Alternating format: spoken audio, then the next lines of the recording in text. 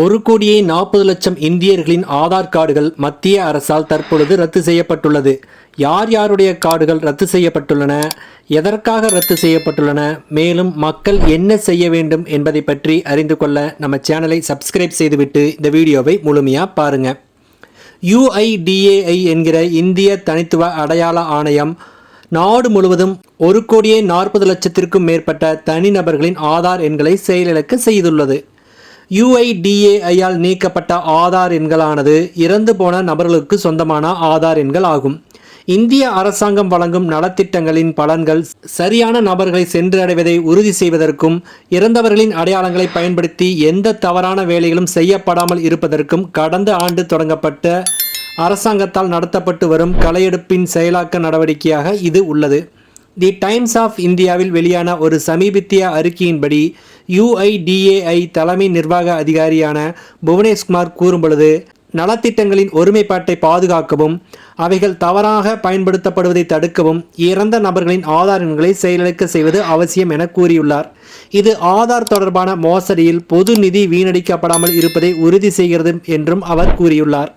தற்பொழுது 3,300க்கும் மேற்பட்ட அரசு திட்டங்களுடன் ஆதார் இணைக்கப்பட்டுள்ளது எனவும், இறந்து போனவர்களின் ஆதார் எண்களை செயலிழக்க வைக்கும் இந்த நாடு தழுவிய முயற்சியின் ஒரு பகுதியாக வருகிற டிசம்பர் 2025க்குள் மேலும் பல இறந்து போன நபர்களின் ஆதார் எண்களை செயலிழக்க வைக்க வேண்டும் என்கிற இலக்கையும் UIDAI நிர்ணயித்துள்ளதாக அவர் கூறினார்.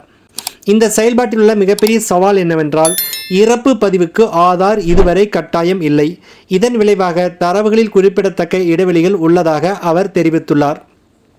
பல சந்தர்ப்பங்களில் இறப்பு பதிவுகளிலிருந்து ஆதார் எண்கள் காணாமல் போகின்றன, அல்லது தவறாகவோ அல்லது முழுமையடையாமலோ உள்ளிடப்படுகின்றன எனவும் அவர் கூறினார். நிதி மற்றும் நிதி சாராத நிறுவனங்களில் ஆதார் குறித்த தரவுகள் சிதறி கிடப்பதாகவும், இதனால் சரிபார்ப்பு மற்றும் திருத்துதல் மிகவும் கடினமாவதாகவும், இறந்த நபர்களின் பெயர்களில் அரசாங்க சலுகைகள் வழங்கப்பட்ட பல நிகழ்வுகள் உள்ளதாகவும் அவர் கூறியுள்ளார். இத்தகைய தவறான பயன்பாட்டை நீக்க UIDAI இந்த தூய்மைப்படுத்தும் பிரச்சாரத்தை தீவிரமாக மேற்கொண்டு வருகிறது. மேலும் மை ஆதார் போர்ட்டலில் இறப்புகளை புகார் அளிக்கும்படியும் குடிமக்களிடம் வேண்டுகோள் விடுத்துள்ளது. ஆதார் தொடர்பான மற்ற சமீபத்திய செய்திகளை பொறுத்தவரை, குழந்தைகளுக்கான ஆதார் அட்டை வழங்குவதில் முக்கிய மாற்றம் ஒன்றும் கொண்டு வரப்பட்டுள்ளது. புதிய செயல்முறையின் கீழ் ஒரு குழந்தைக்கு பால் ஆதார் வழங்கப்பட்டவுடன் அவர்களின் பிறப்புச் சான்றிதழ் ஏற்கனவே UIDAI அமைப்புடன் இணைக்கப்பட்டிருப்பதால் அவர்கள் மீண்டும் பெரியவர்களான ஆன பின்பு புதிய ஆதார் எண்ணுக்கு பதிவு செய்ய முடியாது. இதன் மூலம் 2 ஆதார் முறை முடிவுக்கு வரும் என்பதில் சந்தேகம் வேண்டாம். இந்த செயல்முறையானது யாருமே 2 முறை ஆதாருக்காக பதிவு செய்யப்படவில்லை என்பதை உறுதி செய்கிறது. ஒருவேளை சரியான பிறந்த தேதி கிடைக்காத சந்தர்ப்பங்களில் அல்லது தாய் தந்தை இல்லாதவர்களுக்கு அவர்களுடைய பிறந்த ஆண்டு மட்டும் பதிவு செய்யப்படும் என்பதையும் புவனேஷ்குமார் அவர்கள் உறுதிப்படுத்தியுள்ளார். மேலும் இந்த செயல்முறை அடுத்த 3 மாதங்களில் முழுமையாக செயல்படும் என்றும், தானியங்கி இணைப்பும் செயல்படுத்தப்படும் என்றும் புவனேஷ்குமார் அவர்கள் கூறினார்.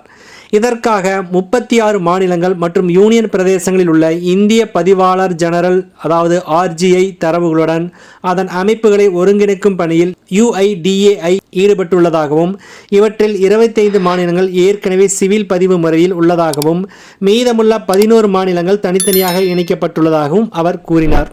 நன்றி.